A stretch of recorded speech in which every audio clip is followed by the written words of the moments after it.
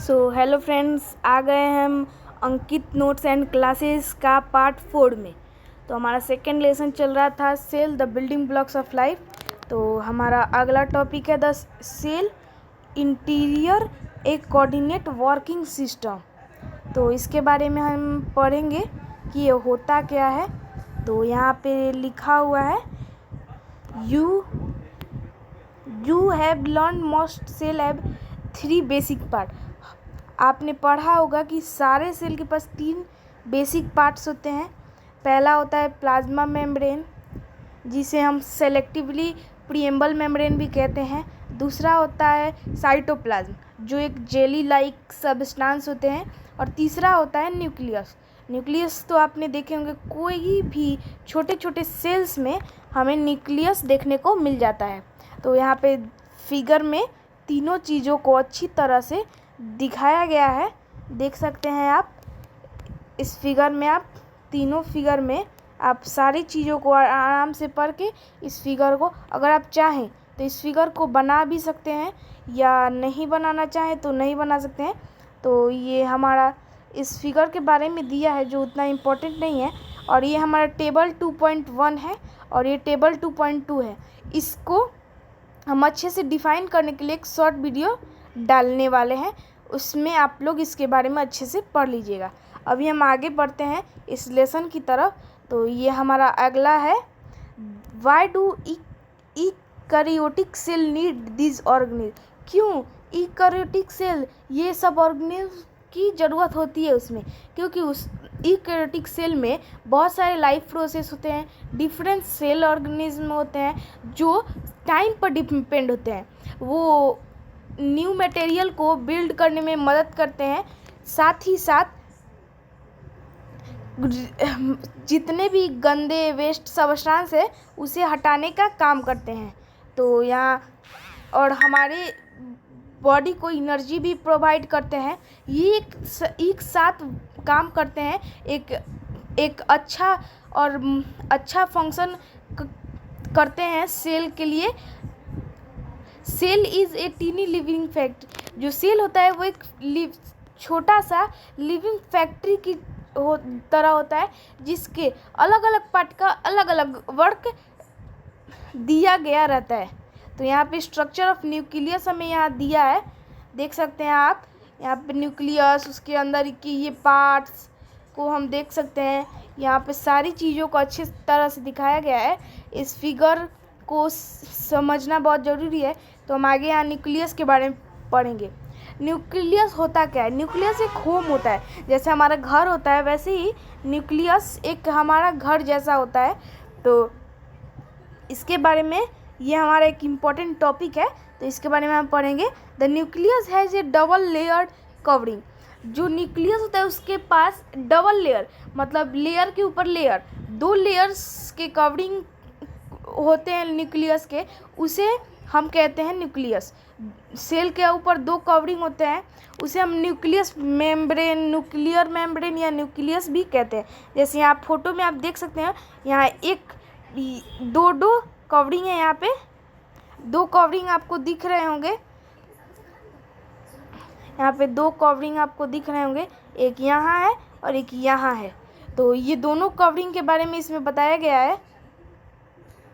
अब यहाँ आगे दिया है कि न्यूक्लियस और एक साइटोप्लाज्म के बारे में मैंने ऊपर बताया था।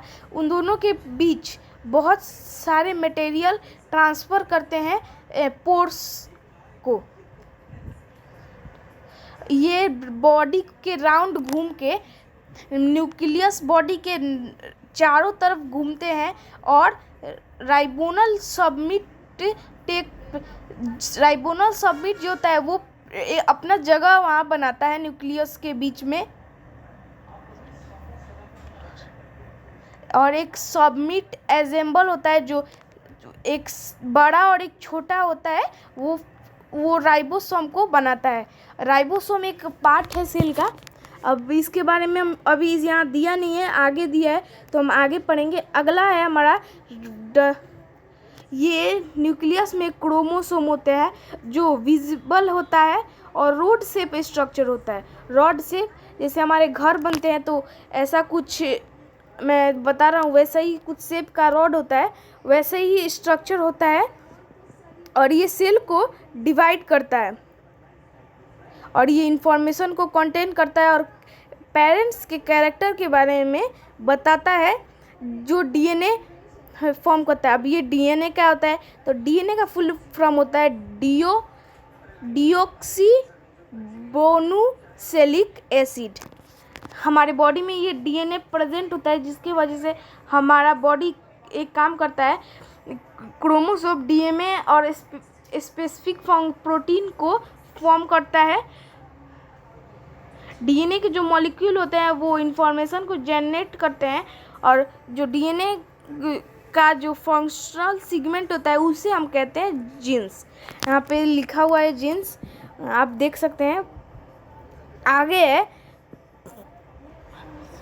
जब सेल डिवाइड होता है तो जो क्रोमैटिन मटेरियल होते हैं वो क्रोमोसोम में ऑर्गेनाइज हो जाते हैं। तो आगे हमारा है पैराकोटिक सेल। ऊपर हमने पढ़ा था यूकैरियोटिक सेल, ये प्रीकैरियोटिक सेल है, तो इसके बारे में हम यहाँ पढ़ेंगे। ये अच्छे से डिफाइन नहीं होते हैं न्यूक्लियस में और डीएनए इसमें प्रेजेंट होते हैं सिंगल सर्कुलर मॉलिक्यूल के रूप में और वो स्पेसिफिक प्रोटीन को प्रोवाइड करते हैं। ये जो रीजन है ये जेनेटिक मटेरियल को स्टोर करता है, उसे हम न्यूक्लियाइड कहते हैं। यहाँ देख सकते हैं आप, लिखा हुआ है यहाँ पे। तो आगे हमारी ये हो गया। अब आगे हम अगला पढ़ेंगे। ये यहाँ पे जो पिक्चर दिया है वो भी हमारे लिए बहुत इम्पोर्टेंट है, तो उसके बारे में भी हम बाद में पढ़ेंगे। तो ये हमारा अगला टॉपिक है राइबोसोम। मैंने बोला था ना कि नीचे राइबोसोम आपको देखने को मिलेगा, तो ये हमारा एक one of the important topic है। तो इसे भी हम एक घेरे में कर देंगे ताकि आपको समझ में आ जाए। तो ये होते क्या है, ये टीनी स्ट्रक्चर होते हैं जो प्रेजेंट होते हैं साइटोप्लाज्म में, जो अच्छे से अटैच होते हैं उसमें इंडोप्लाज्मिक रेटिकुलम में, और ये एक साइट जैसा होता है जो प्रोटीन सिंथेटिक में मदद करता है। यहाँ पे आपको फिगर में देख सकते हैं, यहाँ पे दिया हुआ है। तो इसके बारे में मुझे और ज़्यादा एक्सप्लेन नहीं करना मुझे ज़रूरी नहीं लगता है। तो यहाँ पे हमारा है प्लाज्मिक रेटिकुलम मैन्युफैक्चरिंग फैक्ट्री। जैसे कोई भी चीज़ बिस्किट्स केक्स वैसे मैन्युफैक्चर होते हैं, वैसे ही इंडोप्लाज्मिक रेटिकुलम हमारे बॉडी का एक मैन्युफैक्चरिंग फैक्ट्री है। इसके बारे में पढ़ेंगे। ये एक लार्ज ऑर्गेनिज्म है जो एक नेटवर्क के थ्रू साइटोप्लाज्म सेल का साइटोप्लाज्म नेटवर्क का काम करता है। और जो इंडोप्लाज्मिक रेटिकुलम है ये आउटर मेम्ब्रेन होता है न्यूक्लियर का। ये एक बहुत ही ज़रूरी रोल निभाता है सिंथेटिक्स और प्रोटीन के आदान प्रदान में, और फैट्स में कुछ हार्मोन्स में मदद करता है। जो स्पेशल सेल होते हैं उसके ये सेल के वेरीज डिपेंडिंग होता है फंक्शन पर। इसके दो टाइप होते हैं, रफ इंडोप्लाज्मिक रेटिकुलम और स्मूथ इंडोप्लाज्मिक रेटिकुलम। इसको मुझे ज़्यादा एक्सप्लेन करने की ज़रूरत नहीं है, आप शॉर्ट फॉर्म में समझ लीजिए। रफ मतलब रूखा, जैसे कोई भी रूखा प्लेस होता है, जैसे रोड या शीशे का जो साइड वाला होता है वो बहुत रुख होता है, तो उस पर हमें चलने में बहुत परेशानी होती है। लेकिन अगर स्मूथ प्लेस एकदम सीधा हो जैसे टाइल्स, वहाँ पे हम आराम से बिछल सकते हैं। वैसे ही ये है रफ इंडोप्लाज्मिक और स्मूथ इंडोप्लाज्मिक रेटिकुलम। तो आगे हम पढ़ेंगे इसके बारे में। तो आगे हमारा गोल्गी एपार्टसीज। अब गोल्गी एपार्टसीज क्या होता है, तो ये पैकेजिंग और शिपिंग सेंटर, जैसे फैक्ट्री है तो पैकेजिंग और शिपिंग सेंटर भी होगा। जैसे हमारा मैन्युफैक्चरिंग फैक्ट्री होता है उसमें होता है, वैसे ये भी उसी तरह काम करता है। ये किसी भी सामान को एक जगह से दूसरी जगह अच्छे से पैक, मतलब सारी चीज़ से प्रोटेक्ट करके सेल मेम्ब्रेन और आउटर ऑर्गेनिज्म तक पहुंचाता है। ये एक सेल पोस्ट ऑफिस की तरह काम करता है, पोस्ट ऑफिस की तरह काम करता है, जो मॉडिफाइज करता है, शॉर्ट्स करता है, पैकेज प्रोटीन करता है और लिपिड वेसिल से ट्रांसपोर्ट करता है, स्क्रीन और लाइजोसोम फॉर्मेशन करता है। अब ये लाइजोसोम क्या है उसके बारे में हम पढ़ेंगे। The clean up system, clean up मतलब साफ सुथरा करने वाला सिस्टम होता है सेल का। तो यहाँ है cell produce waste material and damage worn out. Cell जो होता है वो वेस्ट मटेरियल को प्रोड्यूस करता है और डैमेज जो बाहर आते हैं ये एक्टिविटी को फॉर्म करता है। तो यहाँ पे क्वेश्चन दिया है, how does the cell prevent this waste from accumulately inside it. तो इसका आंसर हमारा हो जाएगा lysosome are single membrane bounded, एक पतला सा सिंगल मतलब अकेला मेम्ब्रेन बाउंडेड होता है, फिर वो उसके अंदर इंजाइम्स भरा होता है जो टूट के एक प्रोटीन को प्रोटीन, कार्बोहाइड्रेट, फैट और even damage part of the things सबको हटा देता है। तो ये हमारा लाइसोसोम्स भी हो गया। अब यहाँ पे नीचे हम पढ़ेंगे माइटोकॉन्ड्रिया। तो माइटोकॉन्ड्रिया का एक सिंपल फॉर्म है, उसे हम कह देते हैं mitochondria is a power house of cell. अब सेल का एक पावर हाउस को माइटोकॉन्ड्रिया यहाँ लिखा हुआ है, the power house of cell. तो ये सेल का एक पावर हाउस है। तो इसके बारे में हम ज़्यादा जानकारी नहीं, इसके बारे में इतना जानकारी बहुत इम्पोर्टेंट है। ये एक सेल का पावर हाउस होता है। इसके दो पार्ट्स होते हैं, आउटर मेम्ब्रेन जो स्मूथ और पोरसस होता है, मतलब एकदम बिछला हुआ होता है, और एक इनर मेम्ब्रेन जो फोल्डेड फिगर होता है, जैसे हमारा फिंगर है वैसे होता है, जिसे हम क्रिएटिव कहते हैं। ये surface area chemical reaction increase करने में मदद करता है और एनर्जी प्रोडक्शन में फैसिलिटी देता है। माइटोकॉन्ड्रिया एक ग्लूकोज और अदर मॉलिक्यूल को रिलीज एनर्जी को रिलीज करने में मदद करता है, जिसको हम सेलुलर रेस्पिरेशन कहते हैं। तो आगे हम बात करेंगे pesticide center food synthetics in plant cell are beyond. तो माइटोकॉन्ड्रिया के बारे में यहाँ पे दिया हुआ है, जो ये एनर्जी को प्रोवाइड करता है और जो फूड को बनाता है। एनिमल इसके द्वारा एनिमल अपने फूड को ले पाते हैं और अपने आसपास से फूड को ऑब्टेन कर पाते हैं। ये सिंथेटिक्स ऑफ फूड हो पाता है सनलाइट के मौजूदगी में। प्लांट्स के पास एक स्पेशल ऑर्गेनिज्म होता है जिसे हम कहते हैं प्लास्टिड। ये फूड के सिंथेटिक और स्टोरेज में मदद करता है।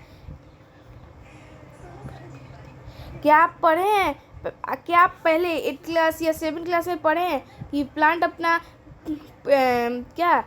खाना कैसे बनाता है? तो वो फोटोसिंथेसिस के मदद से बनाता है, जिसमें प्लांट के लिए ज़रूरी होता है वाटर, क्लोरोफिल, सनलाइट, CO2, ये सब की मदद से वो ये खाना बनाता है। वही इस पैराग्राफ में दिया है। ये ग्रीन पिगमेंट होते हैं और जो एक सेमी फ्लूइड यहाँ क्लोरोप्लास्ट में एक सेमी फ्लूइड होता है जिसे हम स्ट्रोमा कहते हैं। ये इसका एक डिस मेम्ब्रेन है, जिसका इस क्लोरोप्लास्ट का एक स्ट्रक्चर हमें फिगर में दिया है 2.15 में। तो आगे हम इसके बारे में यहाँ पढ़ेंगे, how do flower, fruit and vegetable acquire varied colour. कैसे फल, फूल और सब्जियाँ एक अलग प्रकार के कलर को ले लेती हैं, उसके बारे में यहाँ दिया है। तो ये सब हो पाता है एक ही चीज़ की वजह से, वो है लिक्विप्लास्ट। लिक्विप्लास्ट है क्या, इसके बारे में पढ़ेंगे। ये एक फूड मटेरियल है एक स्टार्च की तरह ऑयल प्रोटीन को प्रोवाइड करता है, जो अलग अलग फूड को स्टोर करने में मदद करता है। और लिक्विड पास्ट पोटैटो और टैरो में सेल स्टोर और जो पोटैटो और टैरो होता है उसमें सेल स्टार्च को स्टोर करता है। तो आगे हमारा vacuoles the organism of storage and support, मतलब क्या सपोर्ट होता है। तो इसके में हम ज़्यादा इसमें चीज़ें नहीं हैं, इसमें है कि ये हमें फूड को प्रोड्यूस कराता है, वाटर को और मिनरल्स वेस्ट मटेरियल को स्टोर करता है सेल में और इनफ वाटर को बाहर भेजता है।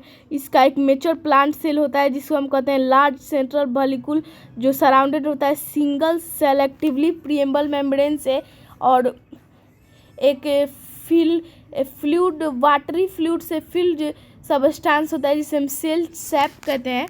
तो आगे हम इसके बारे में पढ़ेंगे how do normal cell grow and divide, कैसे एक साधारण सेल बढ़ता है और डिवाइड होता है। तो यहाँ पे हम पढ़ेंगे जो भी सेल अगर बढ़ता है और डिवाइड होता है वो एक डिवाइड क्यों होता है, क्योंकि उसे रिप्लेस करना होता है ओल्ड डेड और डैमेज सेल। अगर रिप्लेस होगा तो एक नई बॉडी ग्रो होगी और अलग अलग हिस्सों में वो बटेगी ताकि हर कोई सबस्टांस ख़त्म ना हो, ताकि वो ख़त्म ना बढ़ते जाए। जैसे रूट टिप होता है ऑनियन का, वो सेल कैसे डिवाइड करता है उसके बारे में एक एक्टिविटी दिया है, तो वो आप पढ़ लीजिएगा, उसमें सिर्फ पढ़ने के लिए। तो अगला है हमारा सेल डिवीज़न। तो सेल डिवीज़न होता क्या है, तो सेल डिवीज़न को शॉर्ट फॉर्म में कर देते हैं 1 सेल से 2 सेल, 2 सेल से 4, 4 से 8, इसी को हम सेल डिवीज़न कहते हैं। जैसे एक सेल से बहुत सारे सेल, जैसे आप 2.18 में देख सकते हैं, यहाँ पे दिया है आपको 2.18 में ये फिगर, जिसमें दिया है एक सेल, फिर दूसरा सेल, उस दूसरे सेल से 2 और सेल, उस सेल से 2 और, उस सेल से 2 और, उससे 2, उससे 2, ऐसे ही हमारे पास बहुत सारे सेल उत्पन्न हो जाते हैं। और हमारा सेल डिवीज़न 2 मेजर पार्ट में बटा होता है। एक होता है माइटोसिस और एक मियोसिस। तो माइटोसिस क्या होता है, वो हर एक ह्यूमन बीइंग के लाइफ को सिंगल फर्टिलाइज एग की तरह कर देता है। अगर एक सेल डिवाइड होता है तो वो सेल इन बॉडी को इंक्रीज करता है नंबर में माइटोसिस के द्वारा, which is common of cell division. वो बहुत ही साधारण है सेल डिवीज़न में। इसमें जो जेनेटिकल आइडेंटिटी डॉटर सेल होते हैं, जैसे फिगर में दिखाया है, डीएनए की तरह और एक क्रोमोसोम के सेम टू सेम क्रोमोसोम के नंबर में रहता है, जिसे हम प्लांट सेल कहते हैं। This ensure the genetic information largely maintained और across body cell। जैसे ये largely across body cell होता है, बॉडी के पास होता है, जो मेंटेन होता है। तो ये हमारा अगला है मियोसिस। तो मियोसिस एक टाइप होता है सेल डिवीज़न का, जो गैमेट्स को प्रोवाइड करता है और रिप्रोडक्टिव ऑर्गन को ऑकर करता है। जो गैमेट्स प्रोड्यूस में sexual reproduction, create variation and diversity में मदद करता है। Children resemble their parents, children अपने पेरेंट्स के एग्जैक्ट नहीं होते हैं, लेकिन थोड़े थोड़े उनके ही जैसे होते हैं। ये एनिमल और ह्यूमन दोनों में होते हैं। ये टेस्टिस मेल में होते हैं और produce sperm, ovaries food of female. Male में स्पर्म को प्रोड्यूस करते हैं और ओवरीज फीमेल में ओवरीज के जरिए प्रोड्यूस करते हैं। इन प्लांट में इसे हम एंथर कहते हैं, जो मेल पार्ट होता है उसे एंथर कहते हैं और जो फीमेल पार्ट होता है उसे ओवरीज कहते हैं। इसके अंदर जो प्लांट सेल डिवाइड होता है वो ट्विस्ट में 2 में बटा होता है, 4 डॉटर सेल और 4 डॉटर सेल उससे डिवाइड होते हैं। और नंबर जो क्रोमोसोम का नंबर होता है वो डिवीज़न होते रहता है 2 भागों में। Gametes half the number of DNA gamete, DNA के कंपेयर्ड में वो छोटे आधे होते हैं पेरेंट सेल और फर्टिलाइजन के समय पे गैमेट 2 इंडिविजुअल कंबाइन को परफॉर्म करता है और ओरिजिनल क्रोमोसोम जो होता है वो रिस्टोर होता है। और इसके बारे में हम डिटेल में चैप्टर 11 में पढ़ेंगे। चैप्टर 11 में इसके बारे में हमारा दिया हुआ है। तो द प्रोसेस ऑफ ये दोनों के प्रोसेस को प्रॉपर और कंट्रोल मैनर में अगर हम जाने तो what is meiosis happen properly if they are in यहाँ पे 2 क्वेश्चन दिए हैं, उसका आंसर इसके ही नीचे दिया है। तो ये बहुत ज़रूरी क्वेश्चन है, तो इसे अपने नोट्स या फेयर की कॉपी दोनों में से किसी में भी आप उतार सकते हैं। तो ये हमारा एक सेल थ्योरी क्या होता है? तो सेल के बारे में, सेल कैसे आया, सेल के बारे में हम कब से जाने, किसके द्वारा जाने, इसके बारे में हम सेल थ्योरी में पढ़ते हैं। तो सेल थ्योरी के बारे में हम थोड़ा जानकारी ले लेते हैं। ये एक ऑब्जर्वेशन है लिविंग ऑर्गेनिज्म का। ये हुआ है कब? 1838 में। जर्मन के एक बोटनिस्ट नेम मार्टिन सेचिडन थे, वो रिपोर्ट किए थे all plants are made up of cell. जितने भी प्लांट्स हैं वो सेल से बने हुए हैं। और 1819 में जर्मन जोशी थियोड सेकवान ने फाउंड किया था animal are also made of cell. कुछ समय, 1 साल बाद एक और साइंटिस्ट ने बताया कि एनिमल भी सेल से बने होते हैं। ये दोनों और 2 और साइंटिस्ट के बारे में बताया गया है। क्या? German scientist name roof window के बारे में बताया गया है, जिसने इसको सेल थ्योरी के स्टार्टिंग में ही नाम दे दिया था, जो प्री एग्जिस्टिंग सेल का खोज किया था। और ये सेल थ्योरी के फॉर्मूलेशन को शुरू कर दिए थे। इनके अनुसार सेल का क्लासिकल थ्योरी है all living organism are made up of 1 और मोर सेल। सारे जीव जंतु एक या एक से अधिक सेल से मिलकर बने हुए हैं। और दूसरा है the cell is a basic unit of structure and function in. Cell जो होता है एक बेसिक मतलब शुरुआती और एक स्ट्रक्चर और फंक्शन इन लिविंग बींग्स है। All cell arise from pre existing cell, मतलब हर एक सेल एक छोटे से सेल से बढ़ते जाता है, जिसे हम प्री एग्जिस्टिंग सेल्स कहते हैं। तो इसके बारे में हमने जानकारी ले ली। यहाँ पे साइंटिस्ट के बारे में दे दिया है, जिन्होंने 1902 ऑस्ट्रेलियन बोटनिस्ट है जिसने लिविंग प्लांट सेल के बारे में खोज किया था। तो ये हमारा टॉपिक है do cell grow and reproduce forever. क्या सेल बढ़ते हैं और हमेशा रिप्रोड्यूस करते रहते हैं? सेल बढ़ते हैं और डिवाइड होते हैं एक कंट्रोल वे में, जो एक राइट प्लेस होता है, कैरी बहुत सारे फंक्शन को कैरी करते हैं लॉन्गर नीडेड के लिए। डेड सेल, जो मरे हुए सेल होते हैं, वो सेल को कैरी करते हैं और सेम फंक्शन करते हैं। सारे सेल के लिए के पास एक डिफिनिट लाइफ होती है और डेड वो कभी भी मरते नहीं है। व्हेन दे जब वो अराइज, वो अपने बॉडी को अराइज कर लेते हैं और कांटेक्ट नेबरिंग सेल, और कांटेक्ट करते हैं नेबरिंग सेल से, जिसे हम कहते हैं कांटेक्ट इनहिबिशन। और हमारा लास्ट एक टॉपिक बचा इसमें का, जिसे हम ट्यूमर्स कहते हैं। ट्यूमर्स होते क्या हैं? तो कैंसर सेल जो होते हैं वो कंट्रोल करते हैं और डिवाइडिंग करते हैं अनकंट्रोलेबली उस लीडिंग फॉर्मेशन ऑफ। तो वो क्या फॉर्मेशन करते हैं? वो होते हैं ट्यूमर। तो यहाँ पे हमारा लेसन कंप्लीट हो गया है और ये हमारा क्वेश्चन आंसर है, जो कितने हैं? 16 है। तो मैंने कल शॉर्ट वीडियो छोड़ा था, तो कल आपको आज ही नहीं तो कल आपको इसकी पूरी नोट्स कंप्लीट्स इसी चैनल पर मिल जाएंगे। और अगर आपको नोट्स चाहिए तो कमेंट में ज़रूर लिखिए अंकित नोट्स। और जाते जाते चैनल को सब्सक्राइब, लाइक, सब्सक्राइब और कमेंट करिए, जिससे हमें हिम्मत मिले कि आप हमारे